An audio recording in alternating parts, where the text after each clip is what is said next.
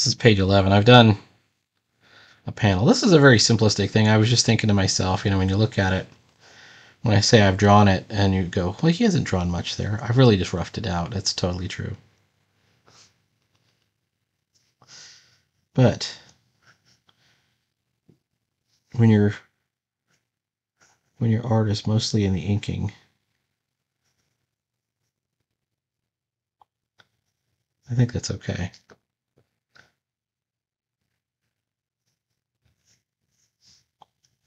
The benefit, of course, to you, the viewer, is you get to see all the decisions being made, or most of the decisions. Other than the layout.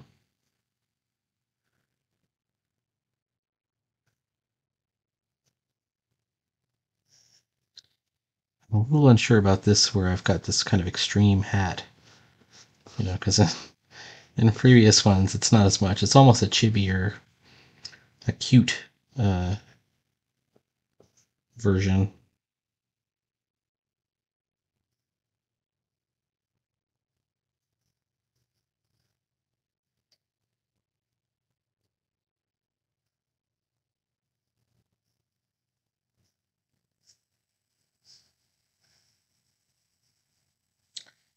I think it's okay to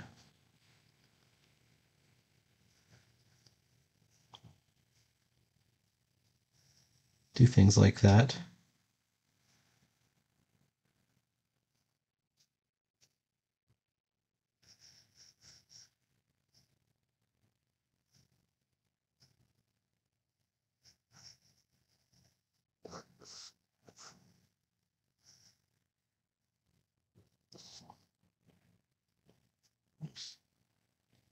Too close.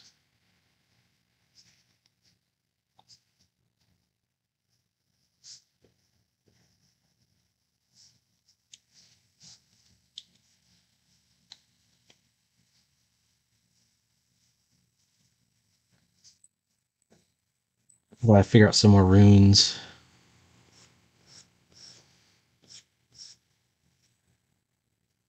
To do on the front page here. Runes. Kind of a real accent that comes out of there. Once again, the underside will have the blowout brush.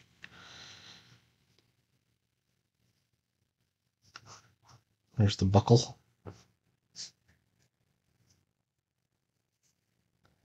I think we're going to leave it as just without the lower part of the beak.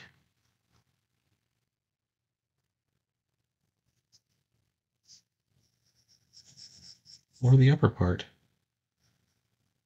He's deteriorating, of course. Like his energy form here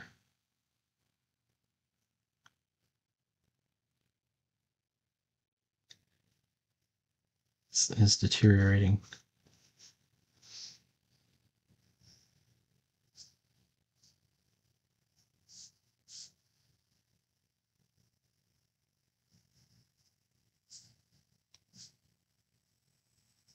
Let's do our cloak clasp.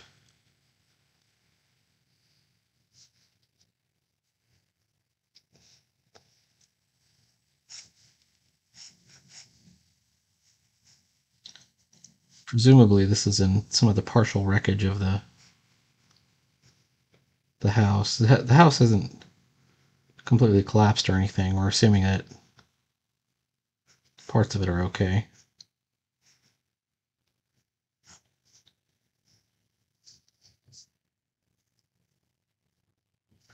Parts of it are still intact.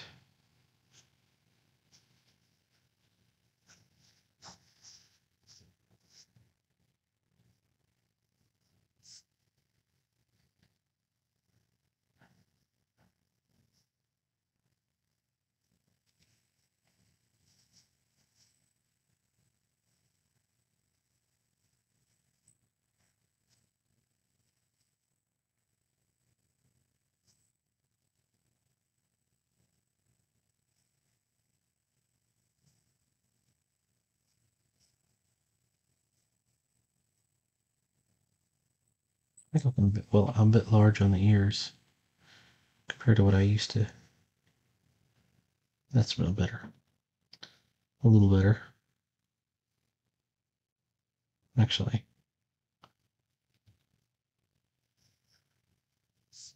There we go. A little bit better.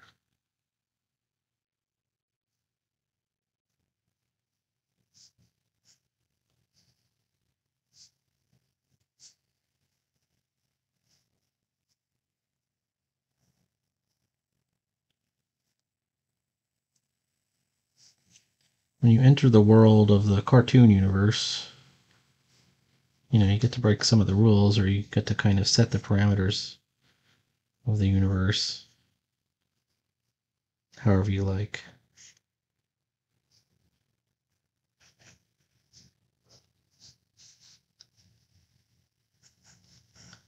Let's have a like a picture on the back wall, but it's at an angle. Like it's been knocked over.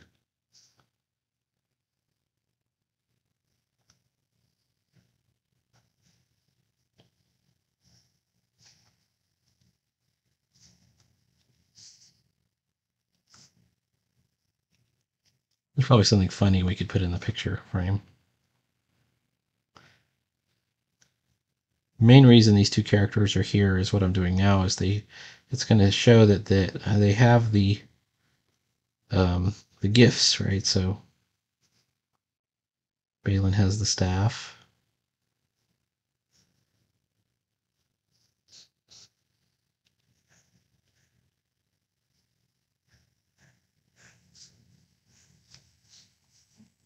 And Perseus has the shield.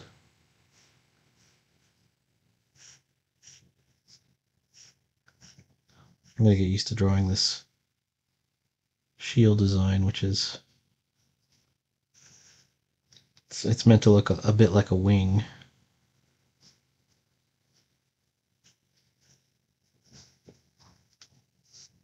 Feathers. Let's take a look at the pencils.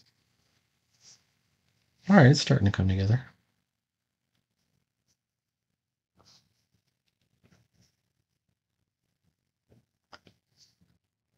I saw an interesting Dan Fraga clip, which suddenly opened my eyes. I don't know if I want to describe it because it's like a secret. Well, it's not really a secret. It's an inking technique that I think is like really interesting. It wouldn't really matter on these sort of cartoony panels, so I could probably talk about it. A lot of times when you're trying to ink a form and you have maybe a contour line or like, let's say a muscle line or something like that. Maybe it's a line in the cape. Anywhere where there's a line, instead of drawing the line, render the line itself with a hatching. I always thought of hatching as like a shade, but it isn't necessarily.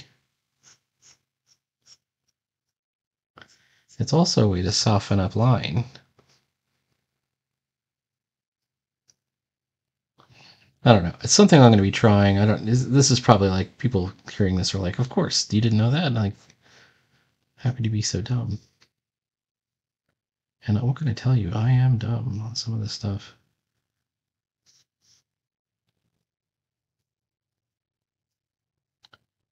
All right.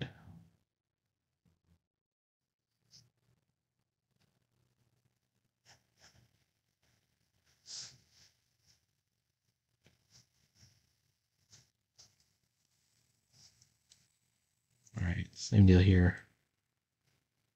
It's got these kind of lumps. In the story, Alcabet's staff is a special kind of elemental wood.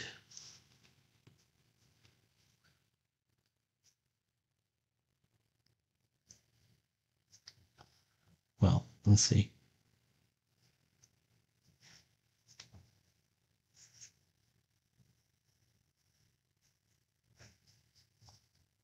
The boys are overwhelmed, of course.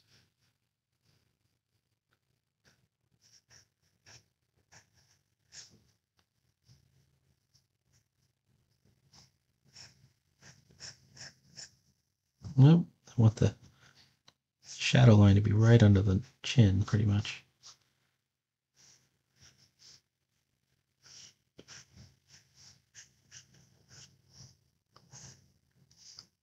Also, he carries the shield in his right hand. One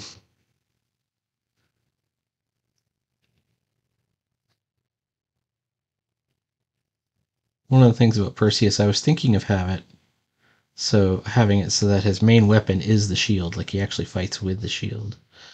But he has a sword. In fact, that's one of the things he says at the end of this line. With all due respect, I'm buying a sword. And I think that I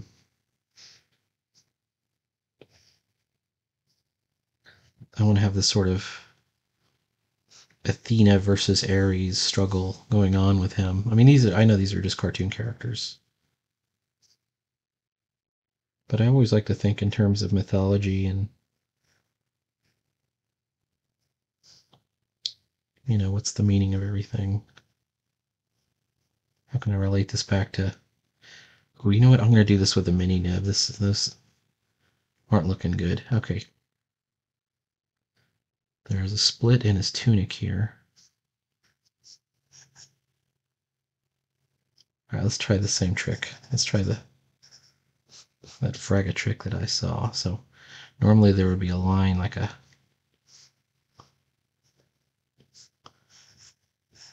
These are texture lines, so it's a different story. They're feathers. All right, let's do the micro nib. Micro nib.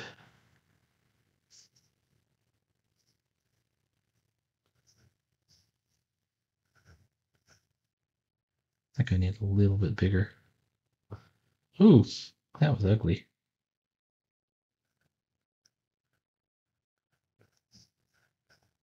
Now with Procreate, the danger, of course, is you can shrink down so much that things that you draw are going to end up too tiny. So even my chainmail textured pattern here is going to end up lost in the sauce, if I don't get it fixed up.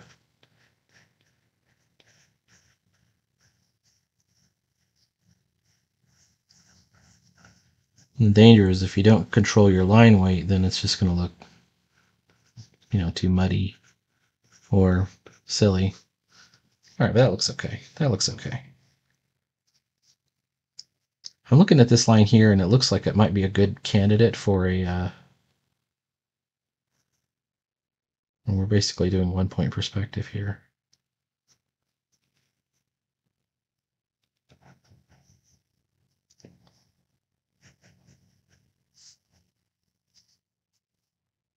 Also, these are baseboards, right?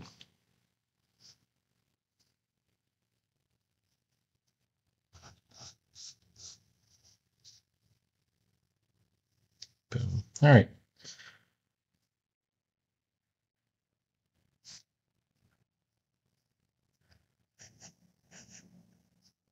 Too thick. Let's go back again.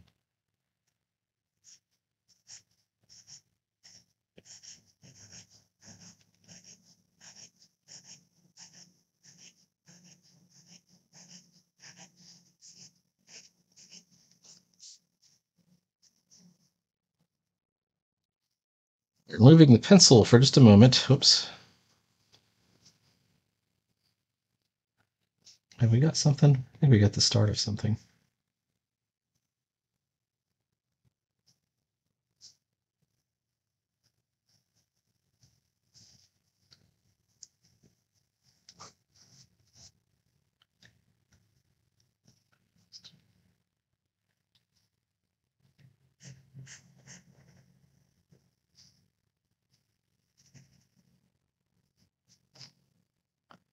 And I just realized I'm using the micro nib still. Okay.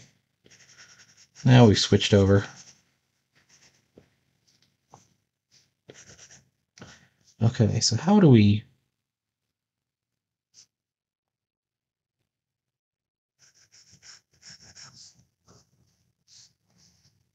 How do we detail out this room? Like what else is going on in this room? There could be a carpet, maybe.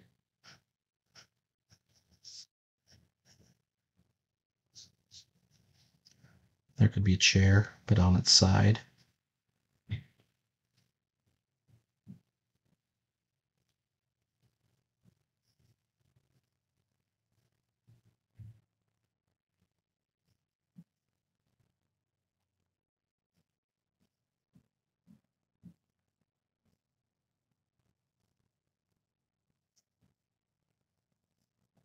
It's really too big to be a chair, isn't it? Or is it?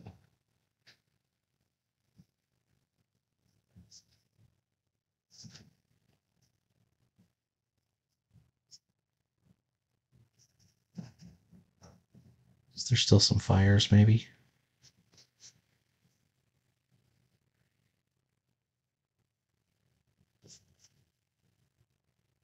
This is very messy down here, and this needs to be accounted for somehow.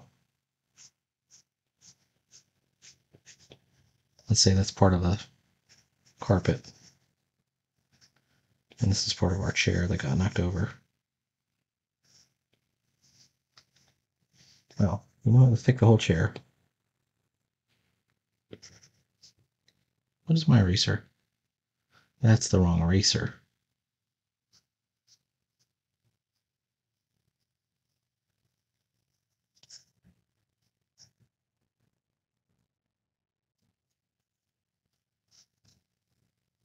It might even be best to say, maybe go with nothing at all.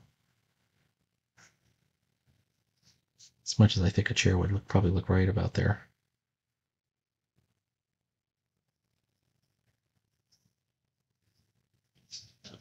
And you really have to kind of think about the layout of a room that you're going to draw, and what's in there, and does it make sense? Is it that important to show? Um,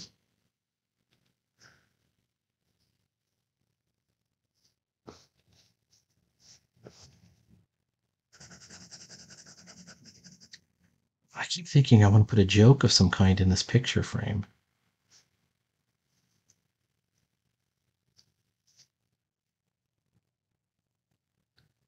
For now, let's just draw like a silly goblin.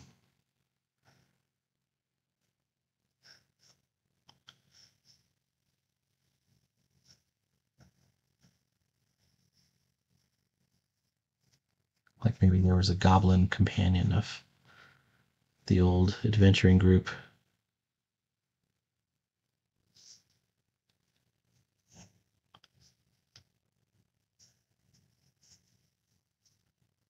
He's got one of those Victorian collars.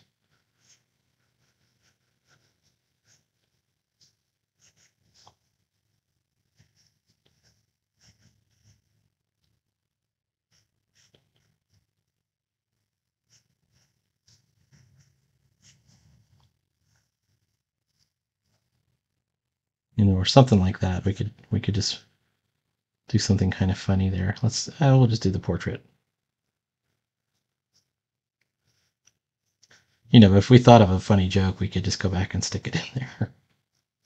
Or even a clue, like a clue. I've got a bunch of like sort of greater mysteries to this story, but I don't know if I should put a clue in there somehow.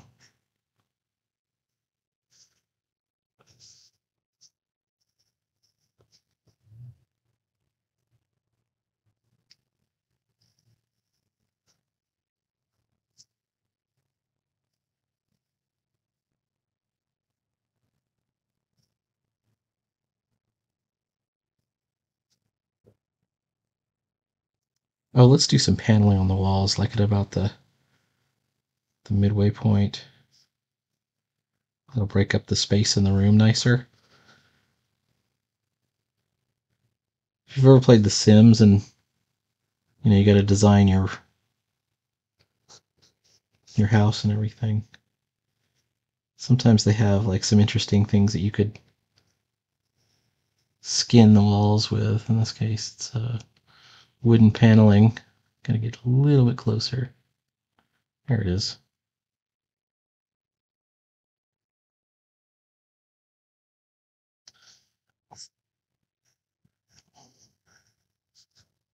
A lot of this is going to get taken up over by the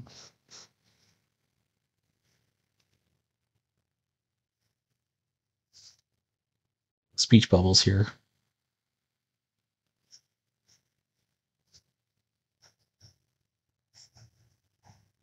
There's a broken window. Well, okay. I gotta do a better job of that broken window. Oh, first of all, even though the window's broken, it's still parallel to the freaking wall here. So don't go too nuts, Peter. All right. The next thing is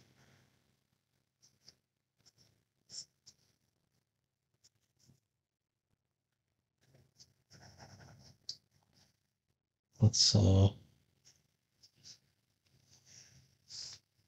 there we go. Kind of. Yeah, if you look at a window, it's always got that sort of siding around it.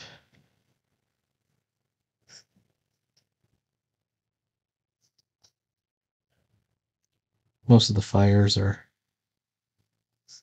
gone, but we still have a couple of like little fires or something. We could start breaking up some of these lines. Okay. Now, as far as the siding goes, let's draw the siding. Oh, we could. Oh, let's put some holes in the plaster.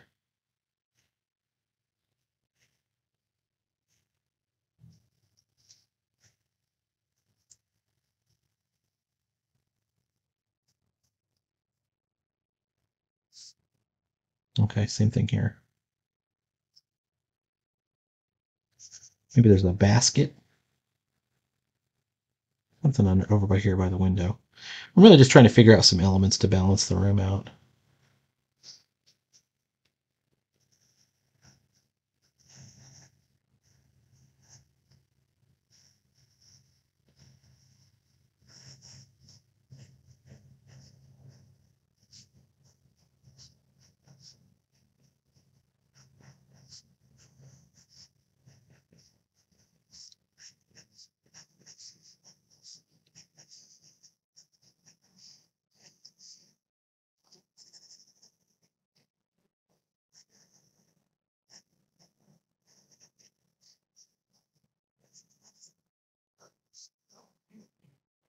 Okay, so these vertical planks here will be part of the siding.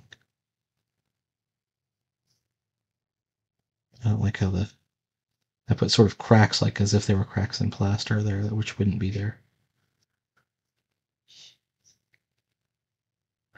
If you double up on the line, it's a lot more, like it sells it better.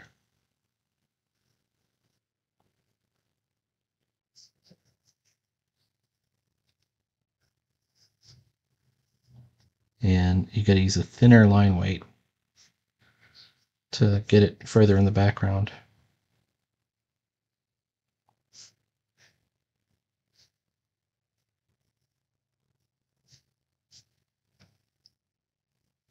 And it doesn't necessarily have to look attractive. In fact, it just has to look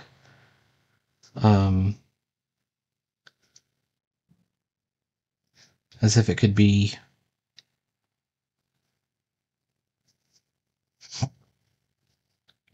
you know, an actual environment. If you think of, like, say, the Fleischer Studios, things like Betty Boop and Popeye, a lot of times they show these just, bizarro environments, but they really,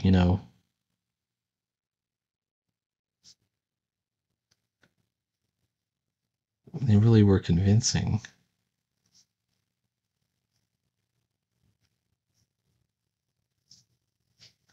Because they were sort of internally consistent with their own.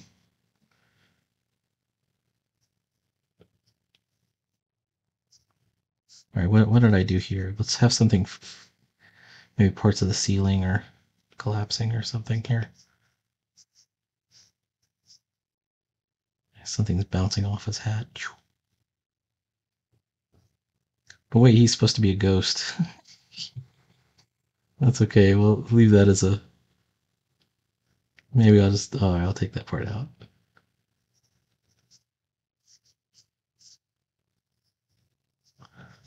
That's what cartooning is all about. You start to drawing and then you notice like, oh, I could have something. I could have this bounce off the guy's hat, and you start to notice little things like that. In this case, we see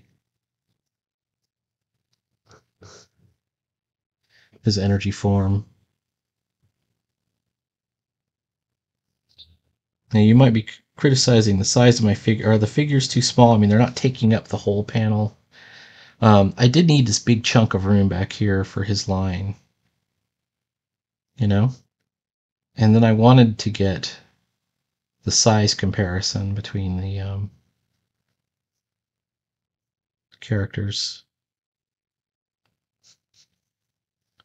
which is not only about size comparison between the boys and him, but also the size comparison between Balin and Perseus. So you could see that Balin is taller.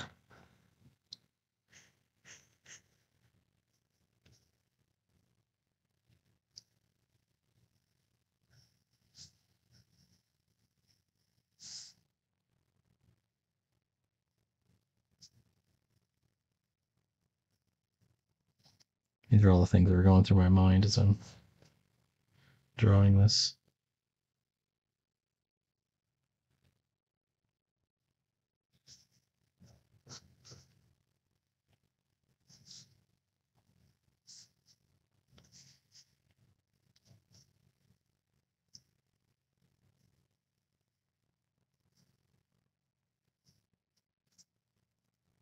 Plus romantic. There we go.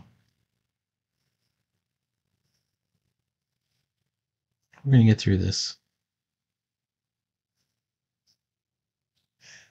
I don't need that full line. I'm going to break that line up a little bit. It's going to be hidden anyways. You can see as time goes on, my lines start to lean over a little bit, so I got to try and be aware of when that's happening. Maybe put a stop to it if I can help it.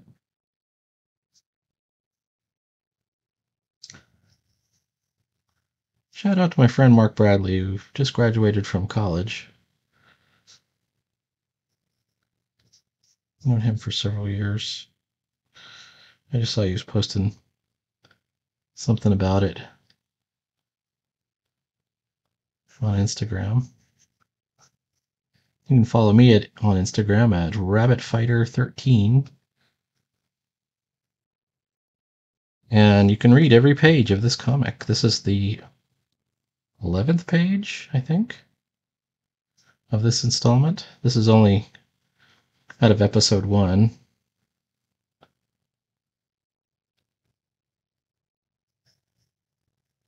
Or you can wait for when it goes into print, which it will in November, I believe.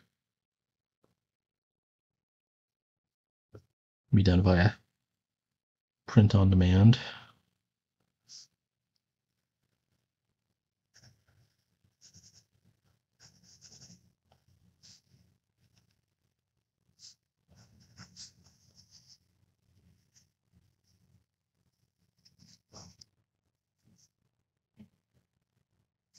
And either of those options are cool with me. The only issue with reading it on Instagram is that sometimes it's a bit small, I have an issue reading it. I'm a student. I'm still trying to learn how to become a for real cartoonist.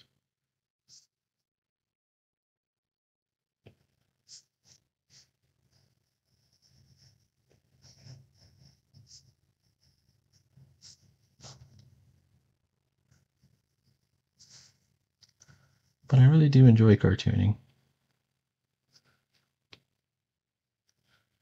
I have to apologize for my post yesterday. I was annoyed, not so much by, someone was talking about the great struggle of, working in comics, working on comics. Let's face it, nobody's really working in comics. But the struggle is worth it, right? I think was the whole point of what he was saying. And someone was saying, yeah, I don't know anybody that really enjoys doing this, and if they do, that their stuff isn't high enough quality. And these are guys who are super slow. Like they'll do 20 pages in a year, and that's it.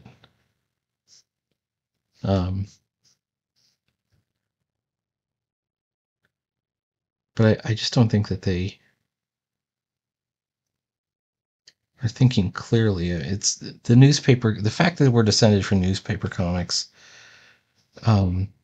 is almost completely dismissed at this point. Like nobody even thinks about it anymore. But it is one of the most important things to remember when you're working on comics. It will eliminate 99% of your frustrations if you realize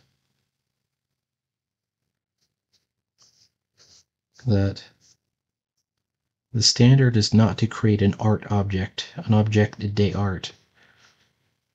That's what I find so frustrating. I mean, my hero is Jack Kirby and everything.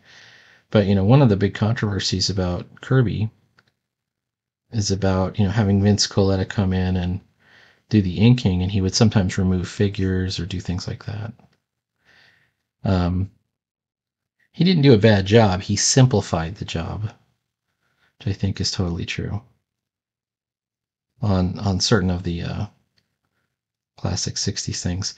And this is taken as, gravely offensive when you start to think of these comics as, objects de art. It's like you left the smile off the Mona Lisa, or you drew you drew the Last Supper, but you only drew 4 people, so you left everybody else out. But these were drawn for little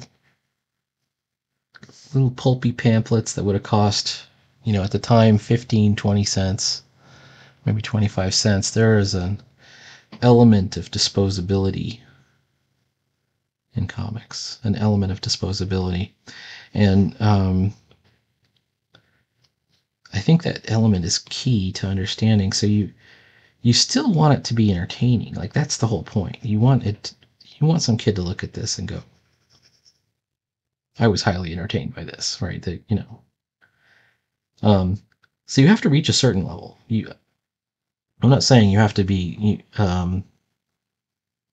you have to go low standards. In fact, I would argue that your standards must be much higher because simplification matters.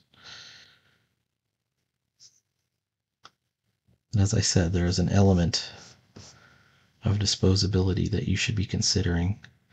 I'm also just gravely offended by the sort of dime store Alex Rosses we have out there that are acrylic painting their comics and such. I mean, it's cool if you want to do something interesting, but just go paint paintings.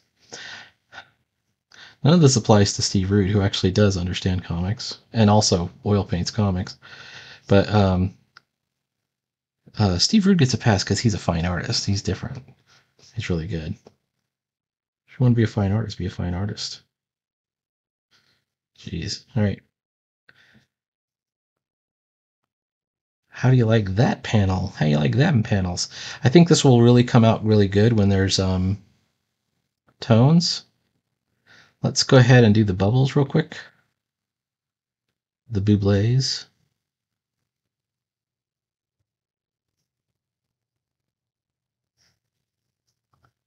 Remember, it's still Alphabet's talking, so he still has that eerie panel style.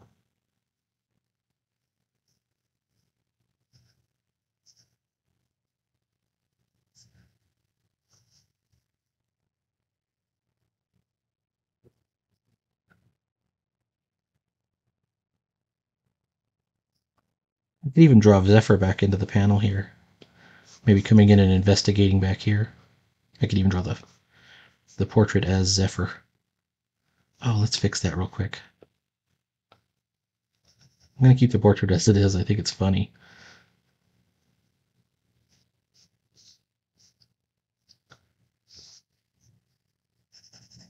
Let's get back to the bubbles now.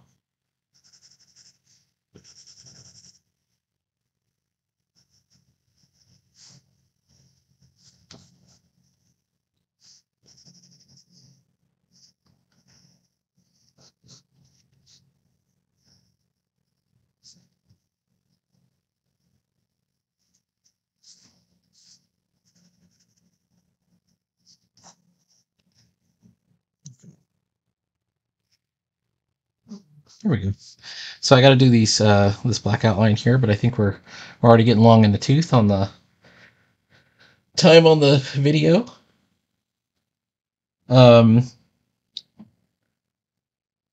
But please like, follow, and subscribe. There will be more comics every day. There will be Drive-In Saturday on Saturday at 6 p.m. right here. Tune in, turn on to a sound that's live. Flock like bees to a hive. And then also, what else can I tell you? Let's put a shadow under here. And